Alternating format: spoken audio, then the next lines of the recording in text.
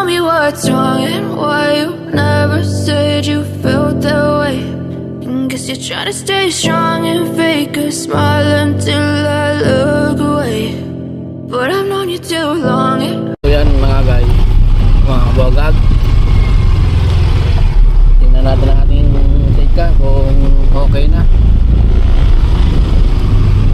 At ang sabi ngayon doon ay kasanay ata lakas ng motor.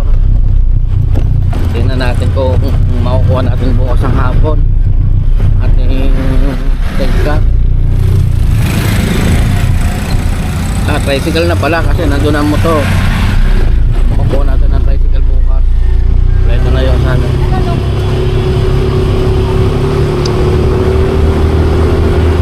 Makikita na natin makikita nyo na po yung kung saan nasusuot ang sahod ni Kabuagag sa lahat ng challenge niya.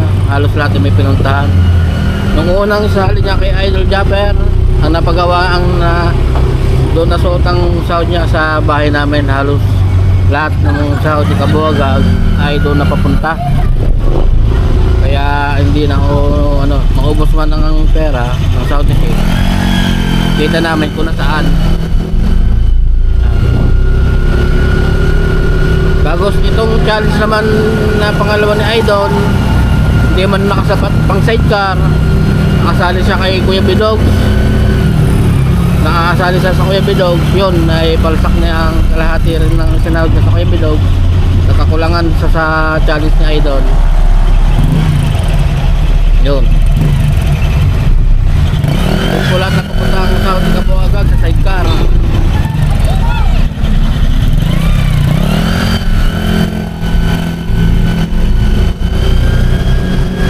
Naubos man ang pera, alam kung saan napunta.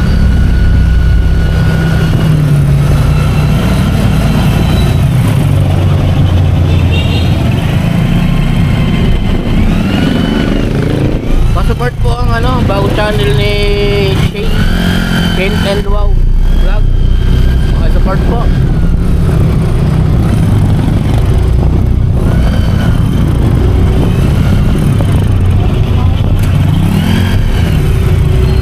Kung hindi matatapos natin, kung matatapos nila ito bukas, abangan yung update natin sa sidecar. Kabuuan ng ating sidecar. Pinaka-finish ba?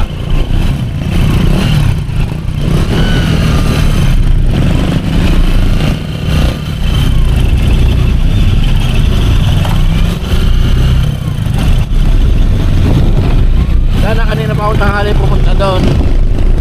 Problema, pina-check up nga si Mia, tapos may pinuntahan si Shane, nasikasong hindi ko lang alam kung nasikaso ni Kabuagag. Bantay ko nga si Mia,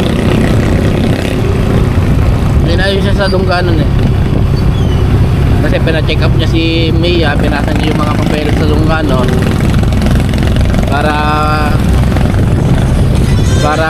lagi siyang updated sa Dungganon.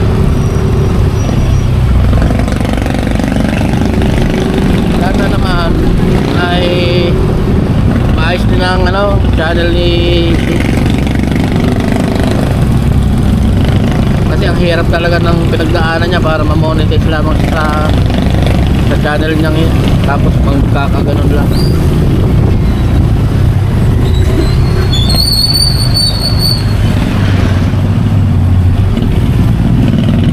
Sabi ko sa asawa ko nung unang nakita ko talaga sa channel niya dahil akong nag-edit, sabi ko, ma, may problema ang channel mo, parang demonetize ka. Nagulat siya na nung nalaman niya, hindi niya pinakit. Umiyak na lang ng umiyak. Bago sabihin ko kay Kuya Bidog, umiyak na lang ng umiyak sa Kabuagag. Pero wala tayong magagawa, wala naman tayong violation na ginawa.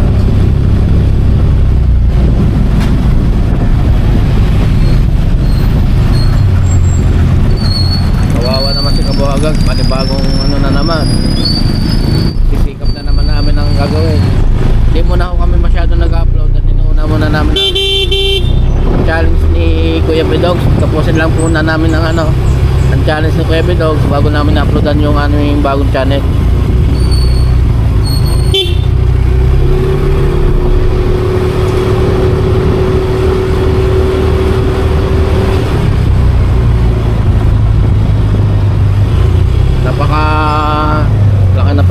talaga namin sa channel na yun.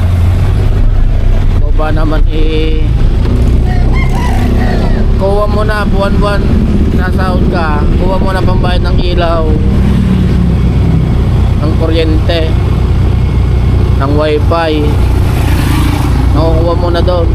Kulangan man konti lang.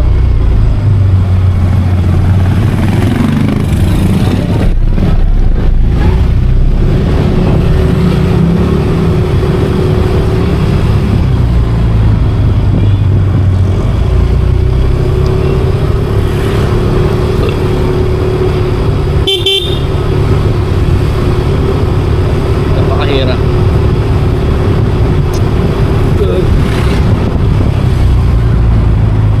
Nakatulog kasi ako, kaya kailangan ako nakapunta rin. Nakatulog si Mia, sinabayan ko ng tulog kasi si Mia ay napuyat din kagabi. Napuyat din ako, napuyat din si Shane. Nakatulog kaming tatlo. Pagkarating ni Shane, tulog na ako. Tinabihan niya kami ni Mia.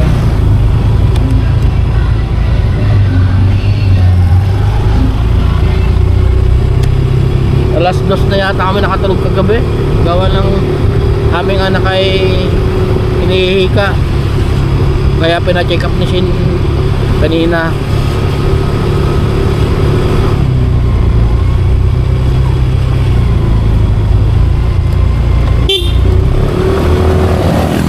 Yan, malapit na tayo makakabog sa ating sidecar. Sana naman nandito pa mga manggagawa.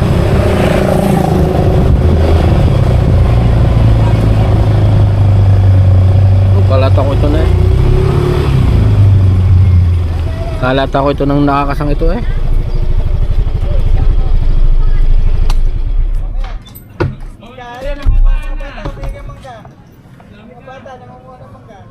Ito na yata nilabas. Ayan, at tingnan natin. Ayan, tingnan natin ang sidecar. Ito yata yung nilabas niya. Opo.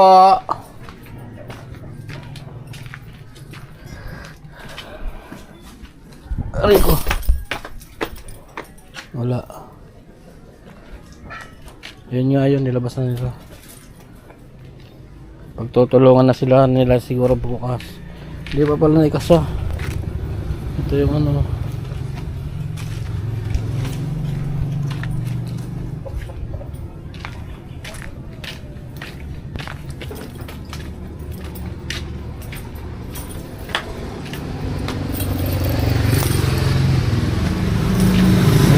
Wala na, sarado na sila. Itong ating sidecar oh. Kuya, nasan tao kaya dito?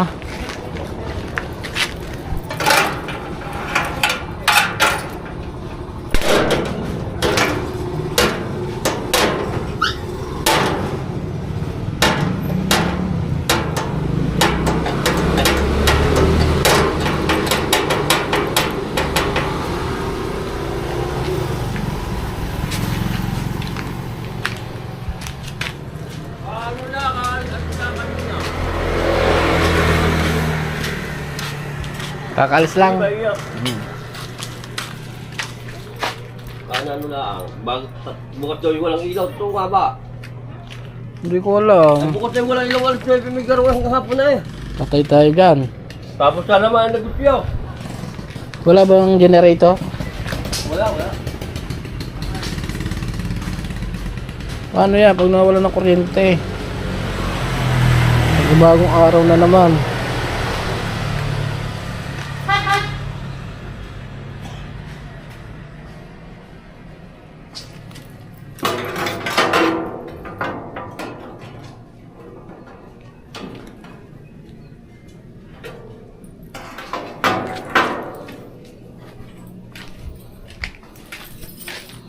Tayo dyan, wala na naman kuryente. Pwede abot na naman to ng Biyernes, sigurado. Biyernes. Kailangan namin maglako ng Huwebes. Biyernes ng umaga, kailangan namin maglako. Kung sakaling mawala ng kuryente, Biyernes ng hapon. Buhay.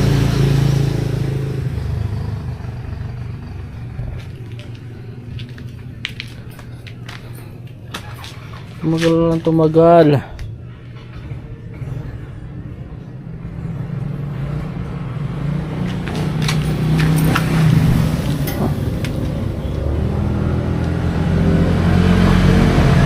Lilinisin pa ho nila yan, babapingin pa nila yan. Tapos babaping kaya nila ibibigay sa atin. Ito na naman. Yan, sinilip lang natin sa masamang palad or hindi pa maano, nilabas lang nila, nilagay ang bubong. Matiltik kasi daw yan talaga. Hawakan natin na sinabi nilang tapos hanggang Webes. Problema naman kung mawawala ng kuryente nga talaga sa bukas Webes, kung mawawalan talaga bukas ang kuryente.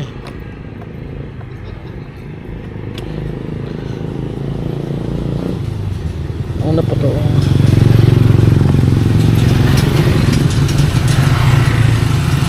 Hanggang dito na tayo uwi na mga kabogag. Tara, samahan niyo ako sa pag-uwi.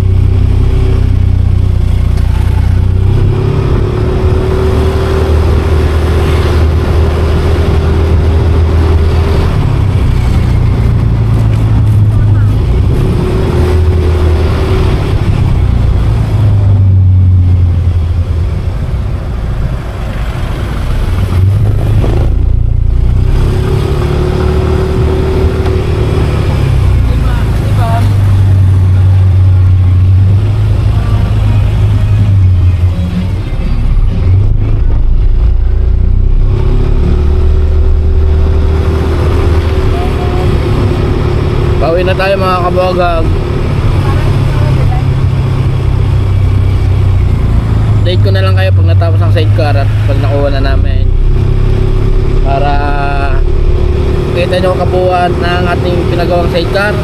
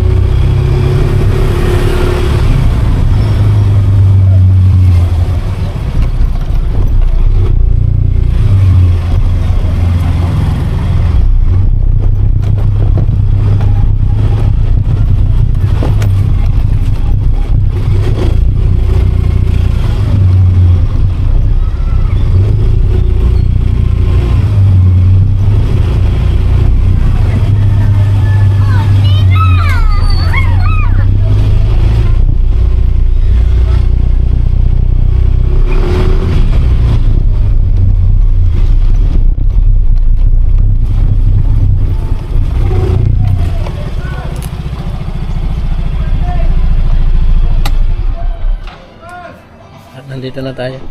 So yun guys, nandito na tayo sa Bukana, ay sa bahay.